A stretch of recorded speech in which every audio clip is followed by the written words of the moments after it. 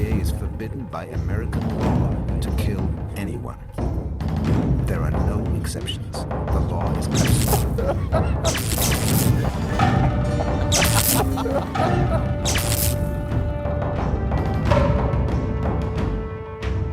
Advertencia.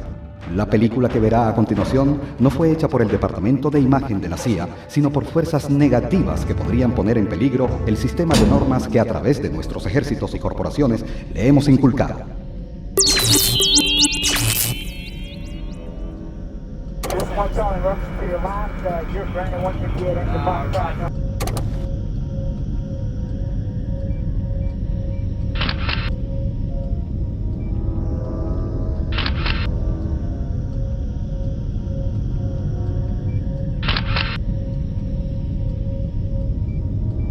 Un agente de la CIA se infiltra de distintas formas, ¿no? Pues este señor se dedicaba a reclutar, a tratar de lograr que las personas le escribieran a su programa. Cuando algún incauto le escribía, inmediatamente recibía como respuesta una carta con escritura secreta, una carta que no decía aparentemente nada peligroso, pero que en el medio de la carta decía: plancha esta carta. Y cuando usted planchaba la carta, pues salía un mensaje con escritura secreta donde le daban instrucciones de cómo hacerse agente de la CIA y le daban un buzón, generalmente en América del Sur, para que usted escribiera las informaciones que ellos le pedían. Así comenzaba a nacer o a forjarse un agente de la CIA. Esa fue la operación de los Centinelas por la Libertad. La historia secreta de América Latina puede estudiarse a través de la nómina de agentes de la CIA. Durante los últimos 50 años se cuentan por miles los que por un puñado de dólares han asesinado, saboteado y espiado en contra de sus propios países para garantizar los intereses norteamericanos en la región.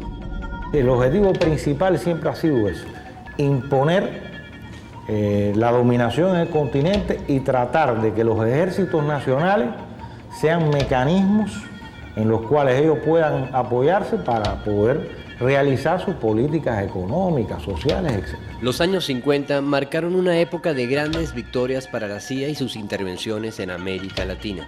El derrocamiento de gallegos y el asesinato de Chalbaud en Venezuela, el asesinato de Gaitán en Colombia y la invasión a Guatemala les garantizaron a los Estados Unidos el control sobre buena parte de los recursos de la región.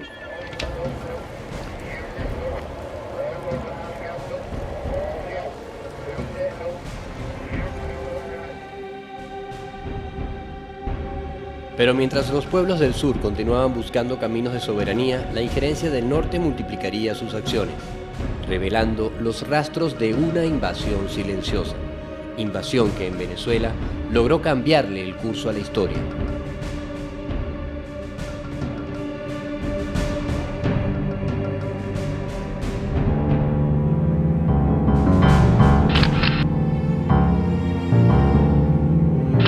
Yo vi, estando preso, a gente americana dentro de ese teatro de operaciones, uniformados como americanos, uniformes de campaña.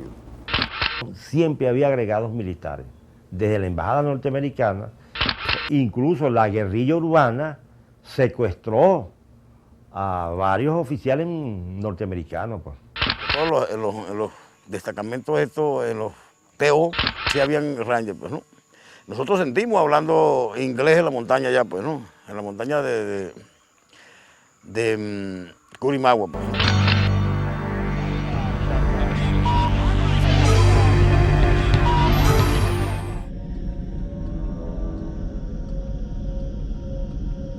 La CIA tendría mucho trabajo por delante en Venezuela durante los años 60. En este país, una larga dictadura había sido derrocada y las fuerzas progresistas habían jugado un papel decisivo por el restablecimiento democrático. El país pasaba un proceso de transición en espera de la convocatoria a elecciones. Los informes de la Agencia Central de Inteligencia para aquel momento daban cuenta del peligroso arraigo de los comunistas venezolanos entre la población. En Venezuela, el Partido Comunista jugó un importante papel contra el dictador Pérez Jiménez y se ha ganado una posición política privilegiada. Para las elecciones de 1958, Washington se cuidaría muy bien de preparar al candidato de su conveniencia, Rómulo Betancourt, un firme aliado del capital extranjero. Diego Cisneros le hace la presentación de Betancourt a Nelson Rockefeller, lo hace ver que era el candidato para ese momento de transición de la historia política venezolana. El partido de Rómulo Betancourt, Acción Democrática, fue una organización política que se fundó con un espíritu antiimperialista, enfrentada al latifundio y con arraigo en sectores populares. Cuando a mí me inscriben en la Acción Democrática, que me apadrinan un compadre, papá y otro, me entregan un folletico. Me dice, esta es la primera lectura que tú vas a hacer de lo que es la doctrina de Acción Democrática. Y era un librito de 4 o 5 páginas, un folletico muy pequeño, y decía, comenzaba diciendo, somos un partido de la izquierda revolucionaria. Pero daría un giro radical al perder a sus principales dirigentes durante la dictadura. Rómulo Betancourt, a través de hábiles maniobras políticas, lograría ocupar la dirección del partido, convirtiéndolo en un instrumento clave para defender los intereses norteamericanos en la región. Ya Rómulo Betancourt venía de su exilio dorado en Nueva York, donde se reunió con el doctor Jovito Villalba, se reunió con el doctor Rafael Cardera, le dieron cuerpo a algo que se llamó Interpacto de Nueva York, bajo la tutela de Nelson Rockefeller. Ese pacto de Nueva York, cuando ellos arriban a Venezuela, será conocido como el Pacto de Punto Fijo, excluyendo al Partido Comunista de Venezuela, porque la línea era internacional que tenía los Estados Unidos, era frenar la expansión del comunismo. En aquellos momentos de transición, el vicepresidente norteamericano Richard Nixon llega de visita a Venezuela, convencido de que sus muchachos del Pacto de Punto Fijo le habrían preparado el mejor de los recibimientos. Pero se encontró con un anfitrión inesperado. En esa época vino Nixon, pero el repudio que tuvo en el país fue grandísimo. La ciudad de Caracas se volcó y repudió de una manera grande a Nixon. Pero Nixon no andaba solo. Junto a él, presenciando las manifestaciones de repudio, se encontraba un experto en materia de espionaje, que llegaría a ser el segundo al mando de la CIA. Se trataba de Vernon Walters. Las protestas de las que fueron blanco lo sorprendieron tanto como a los analistas de la agencia. La violenta reacción a la gira de Nixon no podría haber sido tan intensa si los agitadores comunistas no hubieran sido capaces de capitalizar el latente sentimiento antinorteamericano. El ultranacionalismo parece ser el más grave problema confrontado en el área. Nixon y Vernon Walters presentarían un informe que serviría para delinear los cambios de la política norteamericana hacia Venezuela, donde Betancourt jugaría un papel clave. Con mano firme, sin temblor en el pulso, ni vacilación en la empresa moralizadora, se castigará sin contemplaciones los delitos del peculado, del tráfico de influencias, del porcentaje corruptor. Una vez que Betancourt gana las elecciones, la prioridad era dotar al gobierno de un efectivo aparato policial que le permitiese resguardar los intereses del norte haciéndole frente a los comunistas. El pupilo de Rómulo Betancourt, Carlos Andrés Pérez, sería nombrado ministro de Relaciones Interiores. Una estrecha colaboración con los organismos de seguridad estadounidenses marcarían su gestión al punto que un agente de la CIA sería su mano derecha.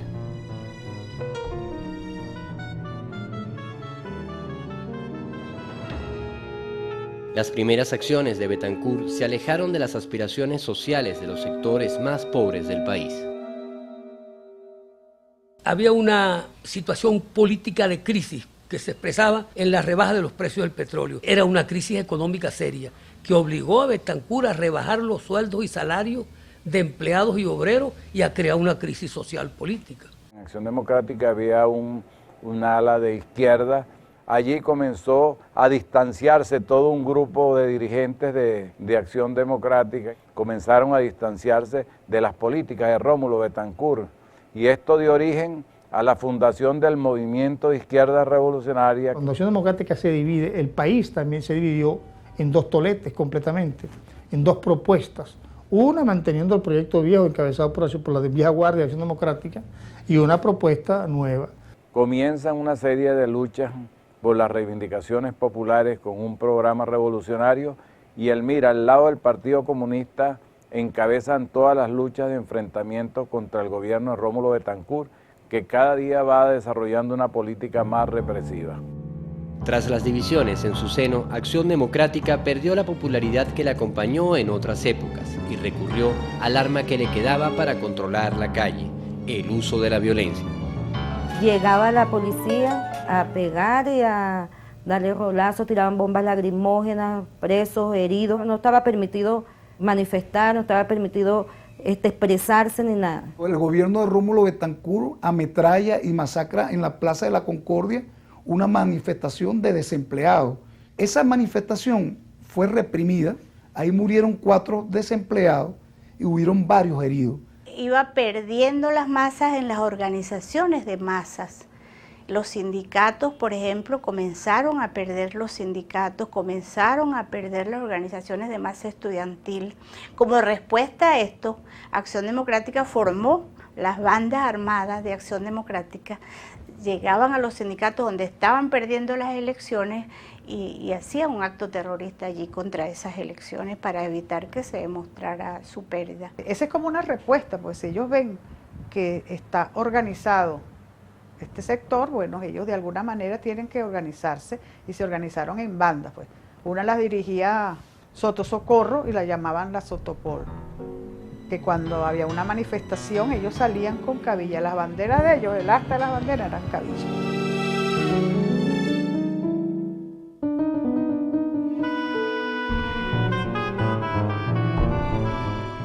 Lo buscaban en su casa, lo sacaban y se lo llevaban preso o los mataban. Eso era una práctica ya corriente de las bandas armadas de Acción Democrática. Una organización represiva completa que para mí tenía su base en núcleos internacionales donde participaba la CIA.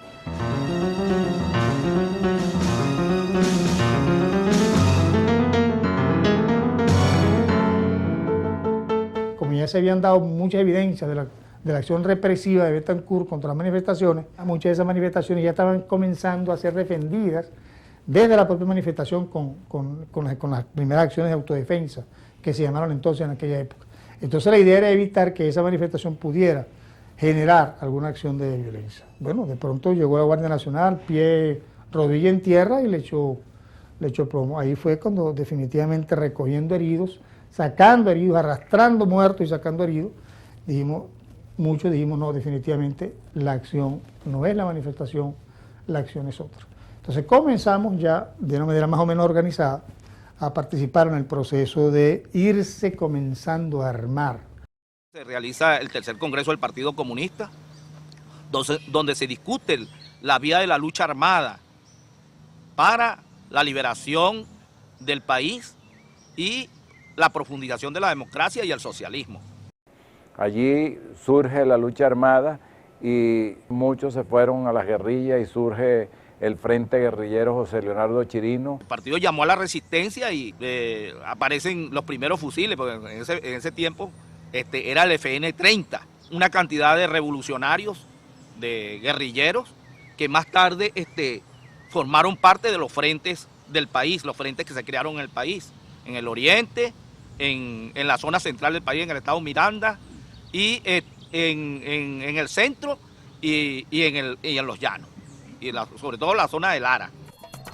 Nacía la guerrilla en Venezuela contagiada por el reciente triunfo de la Revolución Cubana, que un año antes había logrado derrocar al dictador Batista.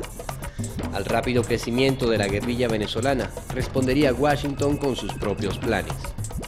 Va aumentando lentamente la participación del intervencionismo norteamericano, siempre acompañado, esto es bueno decirlo, del sionismo de la policía israelí, que tiene la manera de infiltrarse muy fácilmente porque tiene sus colonias aquí, porque tiene relación con todo, incluso con Ada y con Copey tenía su relación perfectamente desarrollada.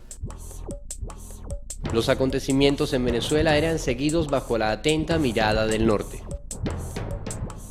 El presidente norteamericano Eisenhower estaba a punto de terminar su mandato y ser sustituido por Kennedy.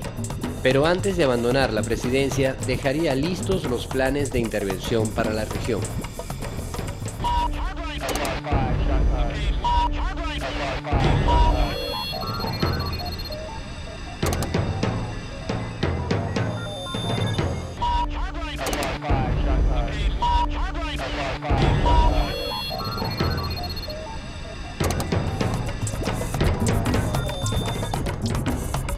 En Cuba, tras una larga lucha, el movimiento revolucionario había logrado derrocar al dictador Fulgencio Batista. A diferencia de Betancur en Venezuela, Fidel no se plegaría a los mandatos de Washington y la revolución cubana realizaría profundas transformaciones económicas y sociales. Derrocar la naciente revolución cubana se convertiría en objetivo de la agencia y sus aliados, quienes pondrían en práctica un plan que no tenía motivo aparente para fallar. Cuando John Kennedy llega a la presidencia el 20 de enero de 1961, hereda un proyecto, es decir, el proyecto de invadir a Cuba. Es decir, no es un proyecto que él ideó, es un proyecto que él heredó de la administración de Eisenhower. En 1954, la CIA organiza el derrocamiento del gobierno de Guatemala, el gobierno de Jacobo Arbenz, mediante un operativo que ellos denominaron Operación Éxito. El grupo de agentes de la Operación Éxito que habían derrocado a Jacobo Arbenz en la década pasada fue reunido para poner en marcha el plan de invasión a Cuba. Uno de los autores del plan fue el propio jefe de la estación de la CIA en Venezuela, Jacob Sterling.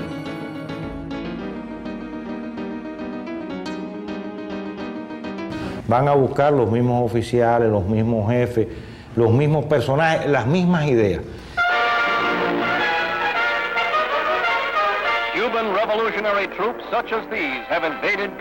El proyecto Pluto tuvo varias etapas. Se eran a entrenar a un grupo de paramilitares para que se infiltraran en Cuba y organizaran la guerra dentro de Cuba. Todo esto se vino abajo por la sencillísima razón que la Revolución Cubana, ya en mayo de 1959, estaba realizando la reforma agraria, estaba repartiendo 100.000 títulos de propiedad, estaba confiscando las tierras a los grandes terratenientes y latifundios. Todo esto va a desarticular el proceso contrarrevolucionario. Entonces ellos van a tener que articular la idea de organizar una acción militar. Me enteré que se estaban entrenando una fuerza que no sabíamos dónde era para ir a combatir a Cuba. Entonces me enrolé en esa fuerza que más tarde se convirtió en lo que se llamó Bahía de Cochino, cuando nos trasladaron y resultó ser el país Guatemala. El mes de abril de 1961 desembarcarían 1.400 mercenarios, comenzando la invasión de Playa Girón, que para sorpresa de Kennedy se convirtió en una gran derrota militar en la historia de los Estados Unidos. Se producen los hechos del 15 de abril. Viene una fuerza aérea con insignias cubanas a los aviones y bombardean los aeropuertos nuestros aquí de Ciudad Libertad, San Julián y Santiago de Cuba. Una maniobra cínica muy descarada, muy baja, por supuesto, sin aviso previo. El 16 de abril desembarcaron por esta zona donde habían barcos portaavión, barcos con pertrecho de guerra, barcos que estaban manipulados, o sea, por norteamericanos, en realidad no eran como parte de ellos, que fueron los mercenarios pagados por la CIA, pagados por el imperio para agredir a Cuba. En nuestros barcos venían munición, venía combustible, venía la famosa estación de radio para transmitir al pueblo de Cuba. Desembarcaron de la partida y después tomaron posición en esta dirección. Tiraron la ofensiva hacia acá en lanchas rápidas, en lanchas porque los barcos de ellos estaban estacionados de la parte de atrás de la bahía, allá. El comandante jefe se da cuenta que el plan es crear una cabeza de playa para articular un gobierno que rápidamente lo iban a tratar de poner aquí en tierra y que se pudiera reconocer por la Organización de Estados Americanos. Por lo tanto, la orden que se dio era que teníamos que avanzar para liquidar la invasión en el menor tiempo posible. Cuando nosotros tiramos la ofensiva, ya ellos entonces empezaron a reembarcarse, a tratar de impedir ser capturados. Entonces los aviones de ellos lograron hundir el barco nuestro donde llevaba toda la munición, el combustible, los equipos de radio y demás. Quedó más remedio que tirar, esconder el fusil y entonces internarse la mayor parte en la selva a tratar de escapar, y entonces vino la debacle de Bahía de Cochino. Las armas del invasor, aviones con falsas insignias cubanas, se estrellan contra el coraje y la conciencia revolucionaria de nuestro pueblo. Playa Girón es la primera derrota del imperialismo en América Latina, pero también es una de las primeras derrotas del imperialismo en escala mundial. Cuando las denuncias llovieron sobre Kennedy por haber auspiciado las acciones de aquella invasión, este echó mano del principio de la negación plausible previsto en los planes de la CIA. Well, first I want to say that there will not be under any conditions an intervention in Cuba by United States Armed Forces. This government will do everything it possibly can. I think it can meet responsibilities to make sure that there are no Americans involved in any action.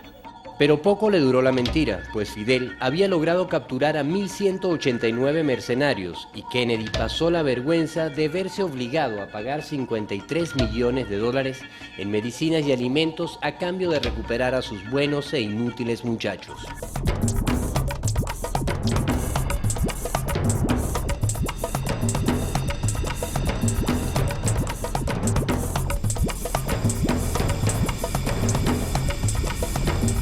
Mientras todo eso pasaba aquí en las Naciones Unidas, el canciller de la dignidad acusaba directamente a los americanos de ser los protagonistas del ataque a Playa Girón, de ser los que inventaron esta situación, de los que armaron, los que financiaron, los que dieron todos los recursos para, inclusive los cubanos, los mercenarios, los matones que se fueron de aquí no tenían portaaviones, no tenían aviones B-26, no tenían esos recursos que solamente lo podía aportar el imperialismo.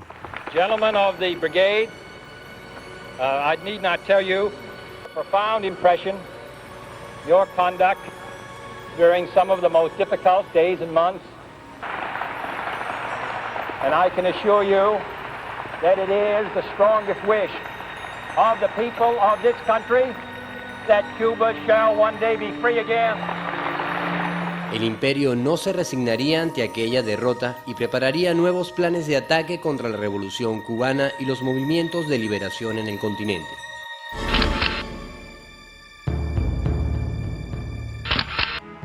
Tres meses después de la invasión a Playa Girón, la casualidad quiso que los nuevos planes de Kennedy para la región salieran a la luz. El distraído embajador de los Estados Unidos, Teodoro Moscoso, a su paso por la Universidad Central de Venezuela, perdió ciertos documentos que revelarían detalles del nuevo plan.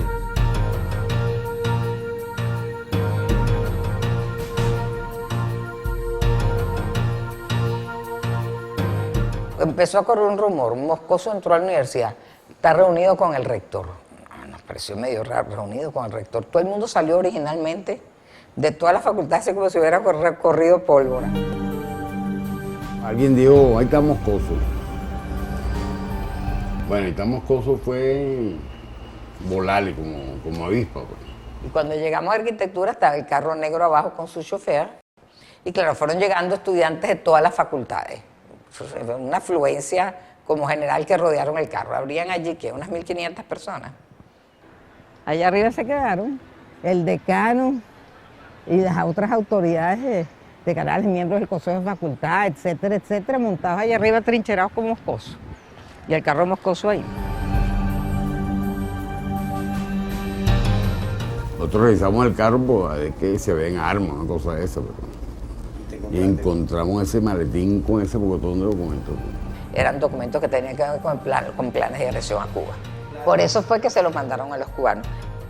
Ese maletín con toda esa documentación llegó a manos del Che, que estaba realizándose una conferencia en Punta del Este e hizo la denuncia.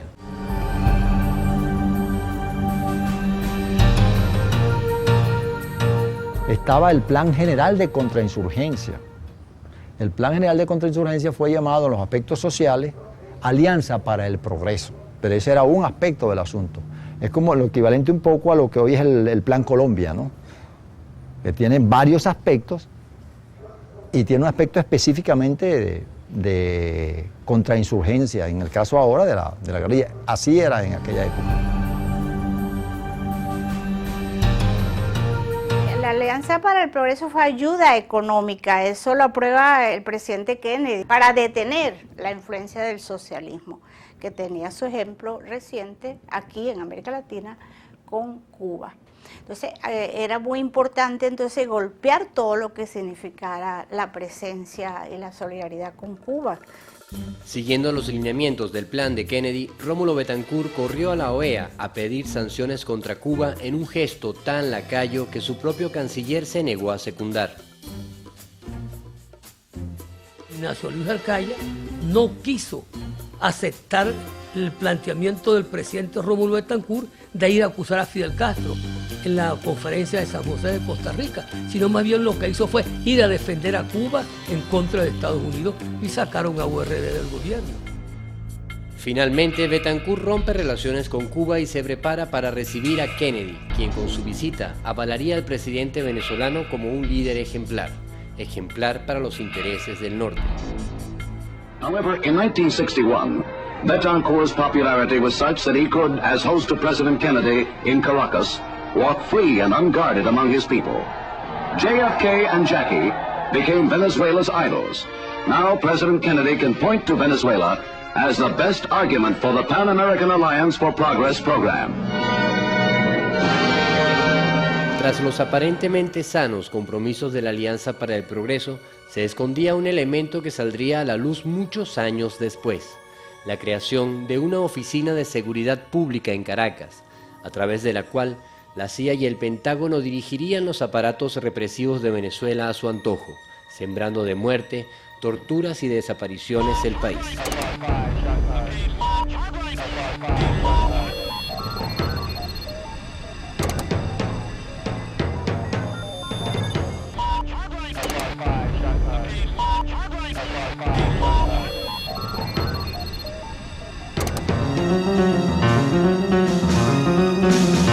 En Venezuela, los frentes guerrilleros agrupados como Fuerzas Armadas de Liberación Nacional, las FAL, ven crecer aceleradamente sus filas desde 1960.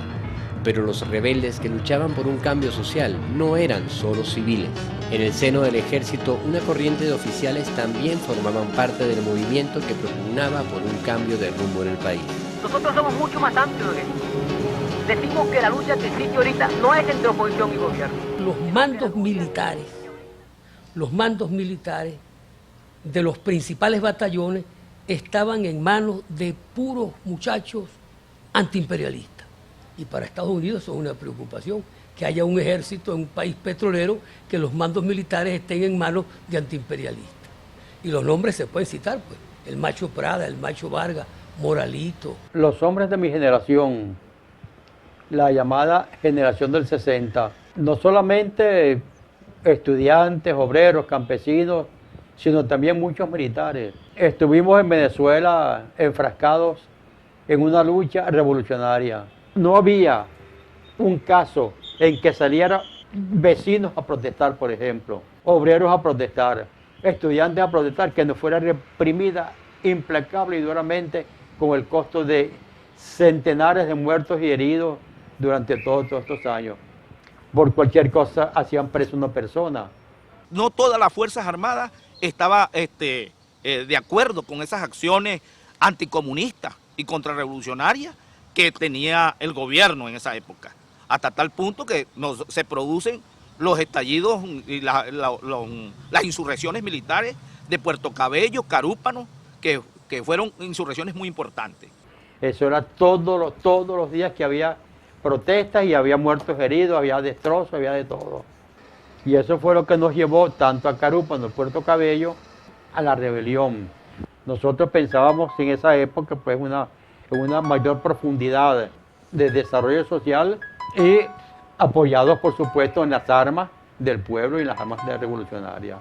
Fueron 3 días muy fuertes de una ocupación y de un enfrentamiento militar muy duro. Una vez que el tercer día prácticamente se llama la rendición, hubo un grupo de infantes que dijeron que ellos no se iban a rendir. Yo dije que yo tampoco y que había la posibilidad de salir por las trincheras hasta Valencia. De ahí logramos meternos al monte ese grupo y salimos 9, salimos a Valencia 2 días después. Desde 1960 hasta nuestros días no se había dado una circunstancia como esa. El grueso de la oficialidad de contenido antiimperialista. Por eso es de suponerse, y muchos confunden, que cuando Estados Unidos ve a Venezuela en la mira como un objetivo principal, se trata de los discursos de Chávez. Es en primer lugar por la forma como está organizada las Fuerzas Armadas ahorita, que los mandos principales son antiimperialistas. Aunque los levantamientos de Carúpano y Puerto Cabello fueron derrotados, muchos oficiales y soldados seguirían luchando desde la montaña por derrocar al régimen de Betancur, sin saber que detrás del gobierno se encontraba un gran apoyo norteamericano, cuya misión militar en Venezuela llegó a ser la mayor de toda América Latina. The School of the Americas and the nations of Latin America are working together, colleagues in a partnership in democracy. Sí, la Escuela de las Américas contribuyó poderosamente a formar cuadros policiales y militares en contra de la revolución venezolana.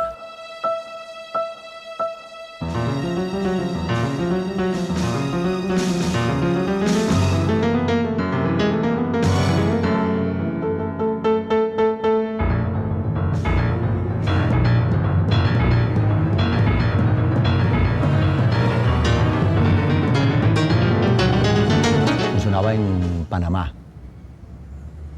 Y ciertamente, eso fue el pie de fuerza sobre el cual se crearon las Fuerzas Especiales de Contrainsurgencia acá, que aquí se llamaron cazadores. Los batallones de cazadores surgen en el año 62. El batallón de cazadores viene a ser la punta de lanza para acabar con los grupos insurgentes a nivel urbano. Y comienzan a conformarse en el año 62, que va una gran oficialidad del ejército venezolano a especializarse en la Escuela de las Américas en Panamá. Ya ese batallón de cazadores comienza a operar como operaban las columnas guerrilleras, como operaban las escuadras guerrilleras, es la contraparte de lo que es una guerrilla. Que eran grupos de 15, 20, 30, 25 personas, comandados por un teniente, un subteniente, apoyado con los helicópteros. Entonces cuando se daba un detectado por una información, ellos inmediatamente cercaban territorialmente y tiraban hacia la montaña y hacia la llanura pequeñas incidencias. Eran pequeños grupos bien entrenados militarmente, físicamente, con dominio táctico y con una ideología anticomunista, con tenientes y subtenientes ya educados en la política de contrainsurgencia, y eso fue lo que aplicaron allí, pues. Esos grupos de cazadores, mira, en verdad que, mira, eso les lavaron el cerebro diciendo que nosotros éramos asesinos, que violábamos mujeres, que hacíamos desastres con los campesinos. No eran solamente oficiales, se llegaba el momento en que sacaban hasta 50 y 100 campesinos a entrenarlos afuera, de manera secreta. No formaban parte de esos que van formalmente para las escuelas. De manera que allá sí se entrenó de una manera sistemática el cuerpo militar y policial venezolano para la represión. Los métodos de la injerencia en Venezuela no conocieron límites. Echarían mano de las más modernas herramientas tecnológicas.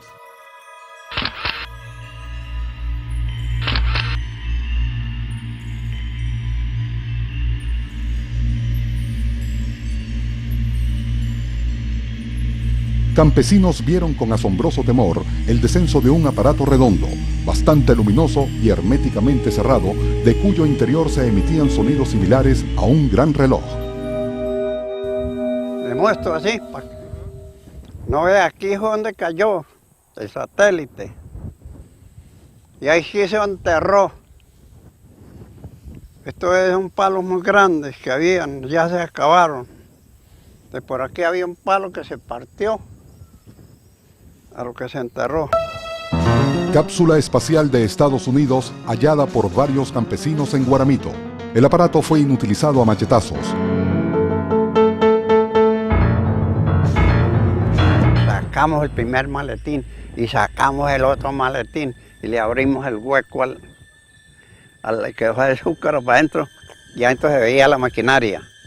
Entonces le dije, eso no lo toquemos porque esa maquinaria puede servir para algo, pero es que os toqué. Al tomar contacto con el suelo, desenfundaron sus machetes y procedieron a inutilizarlo, rompiéndolo en muchos pedazos, y extrajeron de su interior pequeñas cámaras fotográficas, las que también inutilizaron.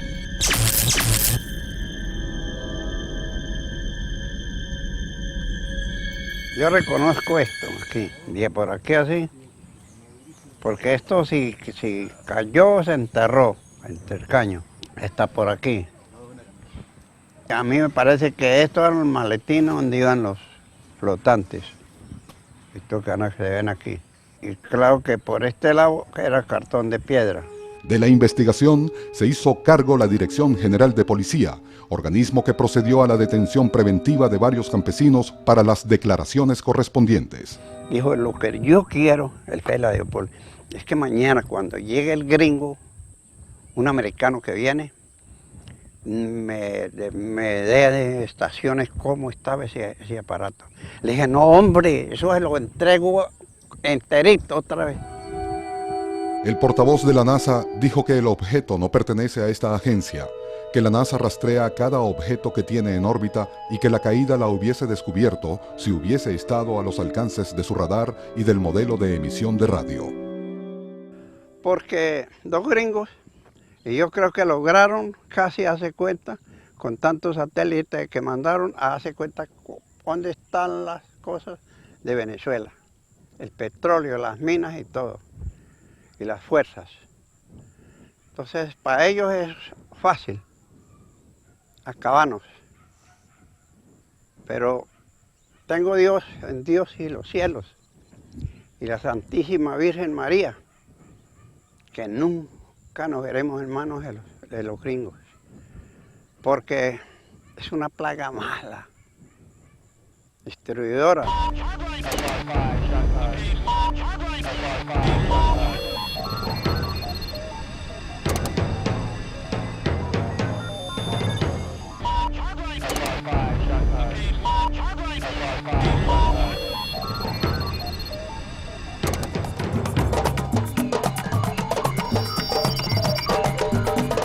Tras la derrota de la invasión a Cuba por Playa Girón, la CIA iría de fracaso en fracaso en sus planes contra la Revolución Cubana. En Florida, la agencia había instalado la mayor base de operaciones de su historia en territorio norteamericano, la estación J.M. Wave, donde más de 600 oficiales estaban al mando de 4.000 agentes. Pero ninguna de las acciones terroristas que realizó la gigantesca estructura pudo destruir la Revolución Cubana. Kennedy comenzaba a comprender que Cuba no era derrotable por la vía del sabotaje. Y ese es el Kennedy que entra en 1963 tratando de buscarle una solución al conflicto con Cuba. Estaba tratando de establecer algún tipo de diálogo para buscar una agenda de conversación con Cuba. Es precisamente esta información la que llega a oídos de la contrarrevolución cubana de Miami, de la mafia cubana de Miami. Lo que finalmente destruyó a Kennedy no fue Cuba ni el comunismo, sino una bala disparada en su propio país frente a las narices de todos sus organismos de inteligencia. El supuesto asesino fue capturado y silenciado delante de la policía. Un doble crimen perfecto, al mejor estilo de la CIA. Bueno, yo seguí la investigación del asesino solitario. Y lo que hice fue investigarlo, pero no a partir de las informaciones nuestras, porque nosotros no conocíamos a Lee Harvey Oswald, no, a partir de los archivos desclasificados en Estados Unidos. Y empecé a encontrar toda una serie de evidencias. Lee Harvey Oswald era un veterano agente de la CIA, reclutado en el año 59. Estuvo en la Unión Soviética, cumplió tareas de inteligencia en la Unión Soviética. En 1962 regresó a Estados Unidos. Y ahí se vincula con el centro de la CIA que hay contra Cuba, en Nueva Orleans, y se vincula con las organizaciones contrarrevolucionarias de origen cubano y empieza su relación con ellos. Empieza a visitar los campos de entrenamiento que tiene la CIA allí. De pronto Lee Harvey Oswald cambia su línea de conducta y se convierte en un aparente simpatizante de la Revolución Cubana y de buenas a primeras trata de inscribirse también en el Partido Comunista Norteamericano, saca una visa, intenta viajar a Cuba a través de México. Ahí, por supuesto, no le dan la visa. No pudo viajar a Cuba. ¿Por qué la CIA quería que Oswald viajara a Cuba? Bueno, para documentar sus relaciones con los cubanos. Ahora, el hecho cierto es que inmediatamente que asesinan a Kennedy se desencadena una gran campaña. Una campaña donde inmediatamente todas estas cosas surgen a la luz pública. Que Oswald era un procastrista, que Oswald era un simpatizante de la Revolución Cubana, que Oswald había estado en México, que se había entrevistado con este negro pelirrojo oficial de la inteligencia cubana, en la misma embajada, que allí había recibido el dinero para matar a Kennedy, y que, bueno, se debía invadir a Cuba. Es decir, comienza una feroz campaña a partir del 22 mismo de noviembre, el mismo día del asesinato de Kennedy, que las autoridades norteamericanas no le van a quedar otra alternativa que parar en los primeros días de diciembre. ¿Por qué? Porque no tenían base. Si no había manera de probar aquello. Se ha inventado toda una serie de razones para explicar el por qué las autoridades norteamericanas pararon aquella campaña, pero la verdad, la realidad es que aquello no tenía ni pies ni cabeza. Ni existen negros pelirrojos, ni los negros pelirrojos son agentes de inteligencia, porque se supone que los agentes de inteligencia sean gente común y normal, que pasen inadvertidos. Ni las cartas pudieron ser documentadas, ni Oswald pudo viajar a Cuba, y está claro que ni Oswald pudo haber realizado los 4 disparos con el fusil ese, que no servía para absolutamente nada, que dicen que le ocuparon. La construcción de una falsa identidad, tal como lo hicieron con Lee Harvey Oswald, sería un mecanismo muy utilizado por la agencia para infiltrar sus agentes en todo el continente. El movimiento revolucionario venezolano sería blanco de esas infiltraciones.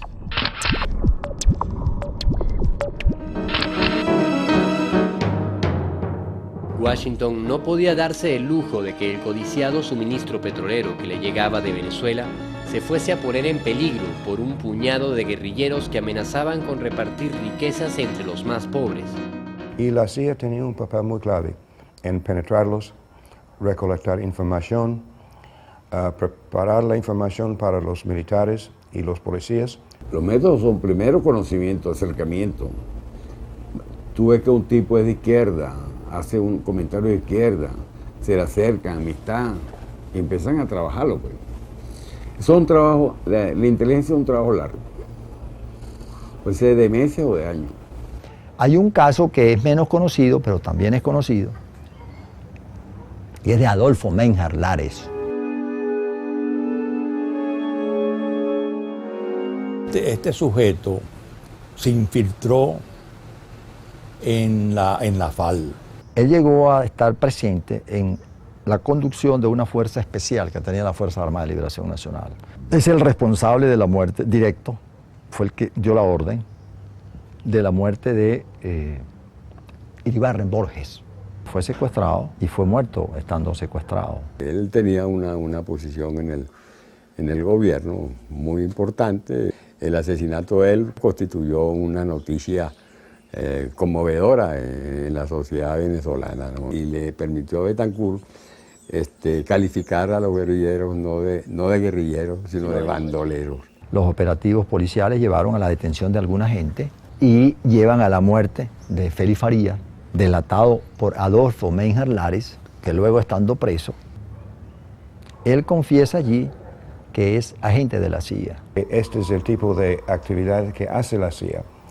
Y, por ejemplo, era requerido dar la prueba de mentiras, el detector de mentiras, a todos los latinoamericanos que trabajaban con nosotros. Como parte de las operaciones de contrainsurgencia, se instalaron en 5 lugares del país centros antiguerrilleros, donde no había más ley que el terror, los famosos teatros de operaciones. Estamos en un sitio muy emblemático que se llama el TO5, porque era un sitio donde el punto fijismo torturaba, asesinaba a los revolucionarios y al pueblo en general.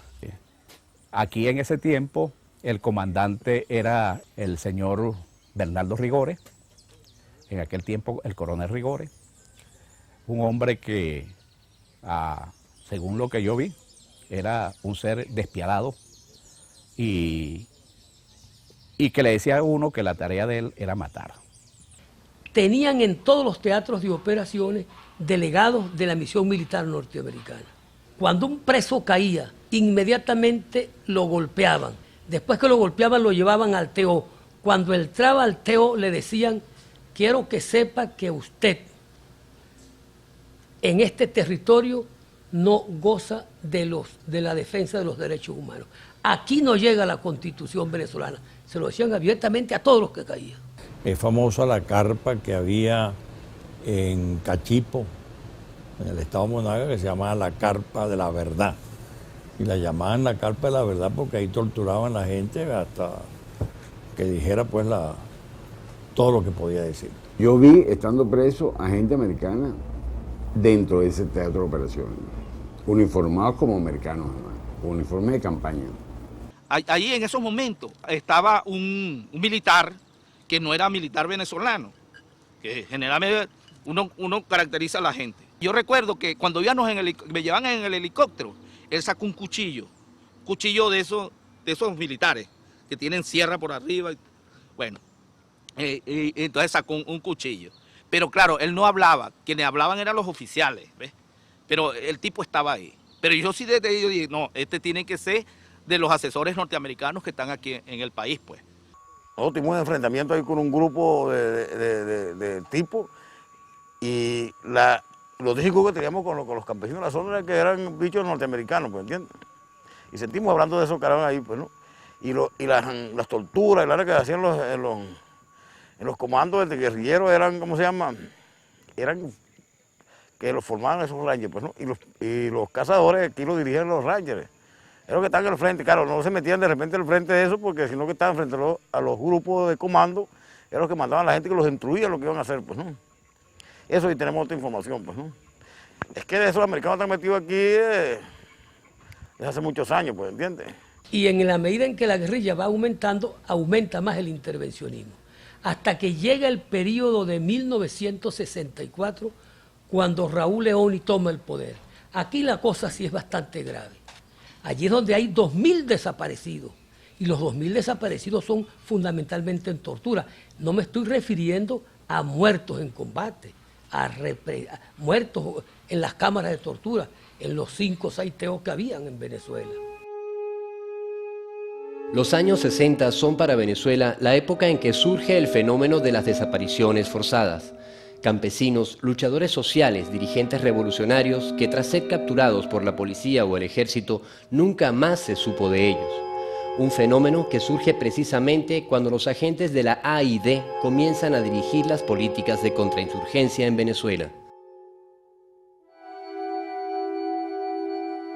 Los aparatos represivos del Estado utilizados directamente para sembrar el terror, porque la figura del terror, la figura del desaparecido es una figura que se crea en Venezuela, que no es en Centroamérica, ni en Sudamérica, es creada en Venezuela, y además entonces utilizaban a la DIGEPOL, que era la Policía Política del Estado, y a los militares. El profesor Alberto Lovera fue detenido por la DIGEPOL en las calles de Caracas en 1965, asesinado y su cuerpo lanzado al mar atado a un ancla. Pero el cuerpo flotó y se enredó en la red de un pescador que estaba allí en esa zona y lo sacó. Cuando sacó se vino el cuerpo pegado a la red y bueno, apareció la foto esa que aparecía el cuerpo en la playa Lechería sobre las piedras, ¿no? El del profesor Lovera es apenas uno de los 2.000 casos de desapariciones con las que el terrorismo de Estado enlutó a Venezuela en los años 60, con prácticas importadas del norte. Durante los años 60, la CIA tuvo un gran éxito en Venezuela contra la guerrilla. La CIA descubrió un radista, clavista, perteneciente a la guerrilla, residente en Caracas. La CIA pudo entrar donde él mantenía su equipo de radio y sus códigos, y pudieron copiar los códigos y luego descifrar ese tráfico radial que él recibía y lo que él enviaba, así penetrando las comunicaciones de la guerrilla de forma muy efectiva.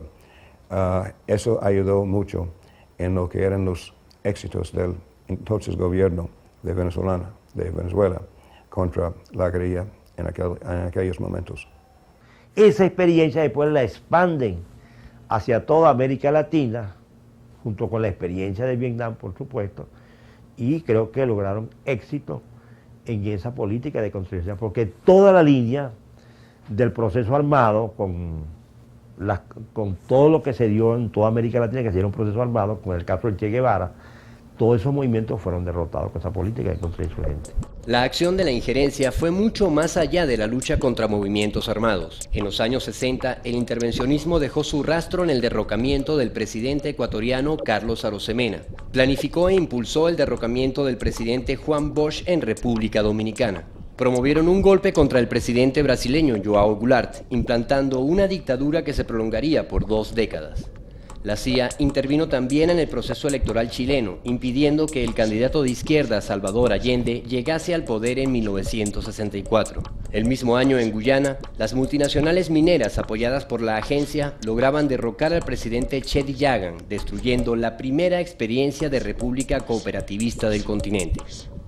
El 4 de noviembre de 1964 se produce un golpe de Estado militar en Bolivia, liderado por René Barrientos Ortuño, un general que había sido el agregado militar de Bolivia en Washington, y la CIA vuelve a tomar el control de los acontecimientos que se estaban dando en Bolivia. La presencia del Che y de la guerrilla parte a partir del 66, empiezan los preparativos y en noviembre del 66 llega él a la paz. Los pasos del Che Guevara fueron seguidos por un despliegue conjunto de la CIA y el Pentágono dirigiendo las fuerzas del dictador boliviano.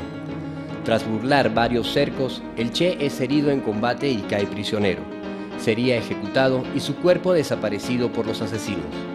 La versión que el gobierno boliviano hizo circular sobre la muerte del Che en combate no duró mucho tiempo. Las evidencias irían sacando a la luz los detalles de una operación de exterminio encabezada por organismos de inteligencia norteamericanos. Gran parte de los archivos de la CIA en la operación de Bolivia llegaron a nuestro poder. Los documentos y las imágenes grabadas por los propios agentes norteamericanos dejarían en claro quiénes habían capturado y asesinado al Che. ¿Cómo se llama el comandante? So what chance does Master Sergeant Milliard give the guerrillas in the future? Confiados que con la muerte del Che se ponía punto final a los movimientos de liberación en el continente, los asesinos descuidaron el silencio con el que habían actuado, dejando muchos rastros de su participación. Miembros de la mafia cubana de Miami se retrataron con los restos del Che. Las fotos de los Rangers en selvas bolivianas salieron a la luz y el orgullo por aquel crimen contra un prisionero de guerra los llevó a vanagloriarse ante las cámaras. Well, we have different people in different countries, you know, working all over, especially in Latin America and Southeast Asia and down through that way. And many of us, you know, in some of the areas that we've been in before, and never could find him, or he's always a step ahead of him. But here, I guess his luck run out. Pero el imperio sacó mal sus cuentas. El asesinato del Che lo convertiría en un símbolo para millones de habitantes que en el continente seguirían empuñando la lucha contra una invasión silenciosa.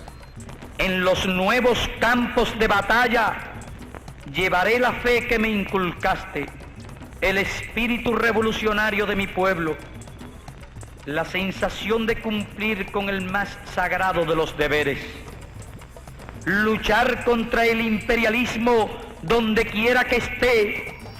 No importa que cada día el imperialismo esté más agresivo. Los pueblos que han decidido luchar por su libertad y mantener la libertad alcanzada no se pueden dejar intimidar por eso. Y juntos construiremos la nueva vida.